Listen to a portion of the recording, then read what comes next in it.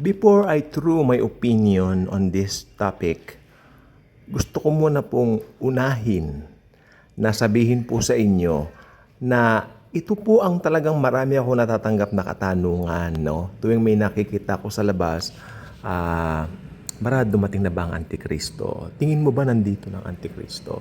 Then yung isang kaibigan ng tiyahin ko, sabi niya, sa tingin mo ba nandito na yung Antikristo? Mga Kristiyano po ito nagtatanong ng ito sa akin. Siyempre, ba't naman magtatanong ang unbelievers? Are they interested? At I don't think so. Mga believers po to. Kasi ganito po yan, mga kapwa ko mananampalataya. Unang-una, hindi po opinion ito yung bibigay ko, kundi ultimate truth ng Biblia. Wala ako dito sa opinionated si ganito, si ganyan. Kasi opinion niya eh. Opinion niya, I know, the Bible is not run by opinion of other people. O kahit pinakasikat pang tao sa mundo, hindi nag-ooperate ang Bible sa opinion nila. It operates from the truth of Jesus. Alam natin yan. Ito naman sasabihin ko, ito yung truth ng Biblia. Kay liwanag po sa Thessalonica na may restrainer na binabanggit eh. The man of lawlessness, ika ng Biblia, will not come out of the way, sabi ng Biblia, to be exact sa English ng NIV, will not come out of the way unless the restrainer will be removed. Tandaan niyo yung term na restrainer. The restrainer, ibig sabihin humaharang, pumipigil.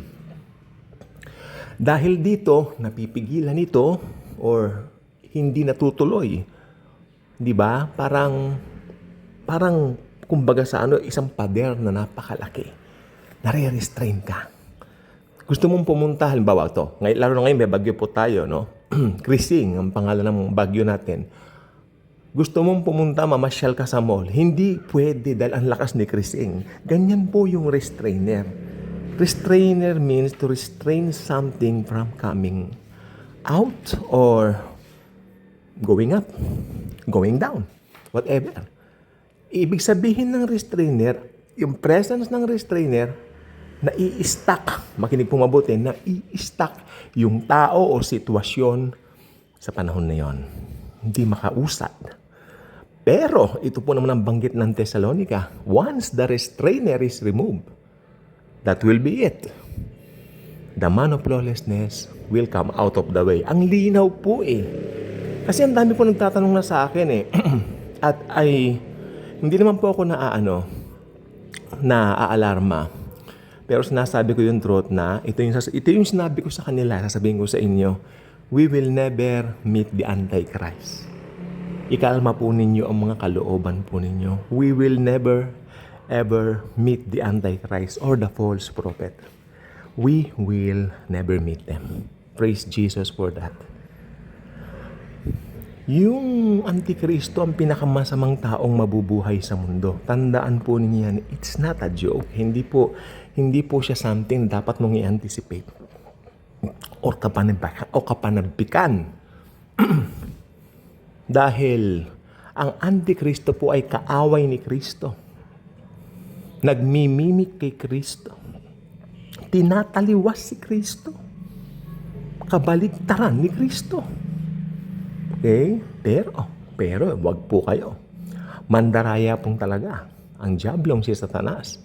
Dahil kung meron pong Trinity, may Unholy Trinity. Sino yung Unholy Trinity ngayon?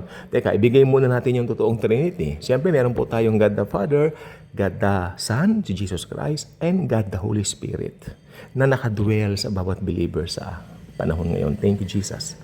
At Unholy Trinity consists of Satan, the Antichrist, and the false prophet. Ang linaw po niyan. Now, ito pong gusto ko pong sabihin po sa inyo. Ang Antikristo ang pinakamasamang taong mabubuhay sa mundo. That's why I am wondering why many Christians are anticipating or guessing who this man must be or will be.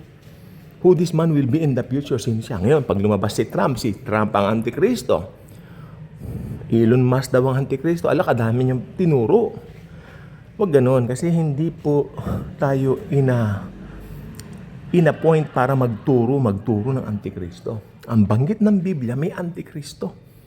Hindi rin po ako naniniwala doon sa sinasabi nila na bawat panahon gagawa ang Diyos ng Antikristo ng gano'n. No, may mga Antikristo po, pero hindi yung the Antichrist.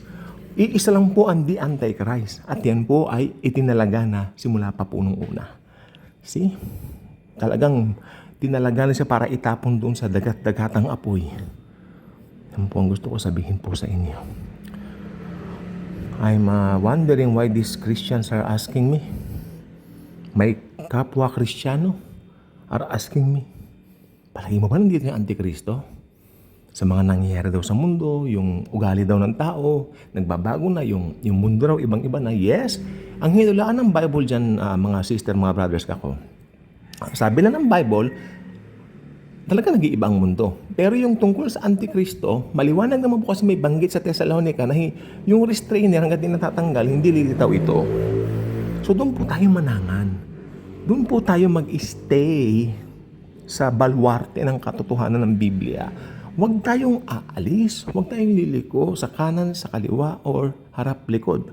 Tayo po ay makakapagpahamak ng mga makikinig na walang alam sa Biblia. Paano pag nangaral ka? Sinabi mo ganito, ganyan. O, Antikristo ka nun. Maniniwala po sila. What will happen? What will happen? Mga Kristiyano, mas maganda po, kapwa ako mga kamananampalataya, we have to share the gospel of grace first. Okay? Kasi hindi natin business na mamit ang Antichrist. It's not our business anymore dahil ira-rapture po tayo bago dumating ang Antikristo. Pati na po yung bula ang propeta na yan. Alam po ba ninyo, nung lumabas po si Rab Shlomo Yehuda kay Dayanuka, way back 2022, that was also the year I got started for vlogging, no? Thank you Jesus for that. 3 taon na pala, almost 3 years na po sa biyaya ng Panginoong Jesus. Thank you Jesus. Sikat na sikat noon tong si Rab Shlomo Yehuda, aka Dayanuka. Dahil kasabayan po niyang lumabas yung mga red hyper. Tanda po ba ninyo yun? Mga red hyper. Tapos, may nagsabi pa, hindi lang daw natin alam yung location, tinatayo daw yung third temple somewhere. Okay. So, ang daming mga speculations during that time. Aminin ko po, I got hyped by that also. Because, yes, napakaganda nga naman. Nakalain mo, we will meet the Lord Jesus for the very first time. Sino po ba naman ang ayaw doon? Nakaganda pong topic, no, na aralin natin yan. Lalo tayong napalapit noon, nagbasa ng Bible. Yes, dahil ako inaral ko. Lalo, nabuhay ang interest ko sa eschatology, sa second coming ni Lord, yung rapture muna, tapos second coming. Inaral ko po ulit. Naaral ko na po ito sa loob ng matagal na panahon na nakakaraan sa Bible School. Nakailang Bible School na po ako dito. But sabi ko, parang wala naman kasi nangyari. Tagal-tagal naman. Ganyan po ang attitude ko dati. But you know what? Now, na-reform po ang isip ko. Nag-repent ako sa isip. Repentance mean metanoia, to change your mind. Nag-change ang mind ko na. Sandali, dapat pala pinapangaral itong Book of Revelation, itong end times eschatology. Dahil dumating po sa times na sabi ko, hindi pa naman papangalan kasi maguguluhan lang yung mga kapwa Kristiyano natin. Yun. So mali pala yun. No? Mas maguguluhan sila pag hindi mo pinangaral. Mas magiging mangmang sila pag hindi mo sinerang. Nakakalungkot pong isipin. Marami mga Kristiyano mangmang sa Revelation. Hindi nila alam ang Book of Revelation. Hindi nila pinag-aaralan ng end times. Makikita mo pinag-aaralan nila yung mga ewan ko, ayaw ko na magbanggit. We need to, sabi nga ni Dr. David Jeremiah, we need to study the Revelation. Yan din ang stand ni Pastor, the late Pastor John MacArthur. We need also to study the Book of Revelation. It's very important. We really need to. Okay, so yun ang pong gusto ko pong sabihin sa inyo. Hindi na po natin naabutan ang Antikristo at ang bula ang propeta. Kalma ninyo ang mga loob po ninyo. Yan ang nakalagay po sa Biblia. Sa Bible lang tayo. Hindi tayo aalis sa Biblia. Hindi tayo lilihis sa kaliwa, sa kanan, sa harap, sa likod. Dito lang po tayo.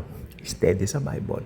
Kung ano sinasabi nito para sa ating kabubuti at kabubuti ng ibang tao na pagbabahagi na natin ito. Yun lang po. Thank you. God bless us all. Thank you, Jesus. Hallelujah.